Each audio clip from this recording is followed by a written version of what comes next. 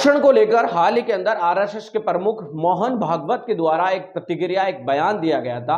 RSS के प्रमुख मोहन भागवत ने कहा था कि जब तक असमानता रहेगी तब तक आरक्षण लागू रहेगा। उन्होंने कहा कि आरक्षण की व्यवस्था इसलिए लागू की गई थी क्योंकि हमने अपने ही भाई लोगों को, जो समाज के अंदर जानबूझकर उन्हें पिछड़ापन बनाकर रखा, तो इसलिए उन लोगों आरक्षण का होना बहुत जरूरी है। ये आपको बता दें कि प्रतिक्रिया मोहन भागवत की थी। मोहन भागवत ने इस बारे में अपनी हमने अपने ही समाज के बंधुओं को सामाजिक व्यवस्था के तहत पीछे रखा।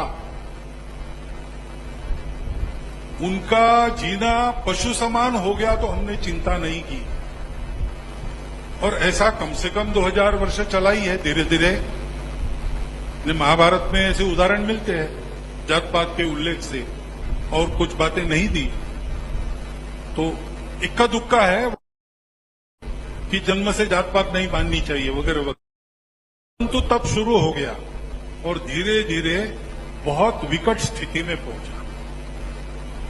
उनको अपने बराबरी में लाने तक उनको कुछ विशेष उपाय करने पड़ेंगे।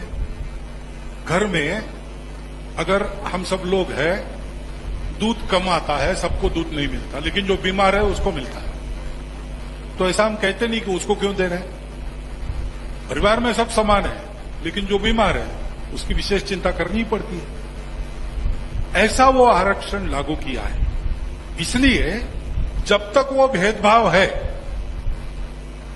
तब तक उसको चालू रहना चाहिए।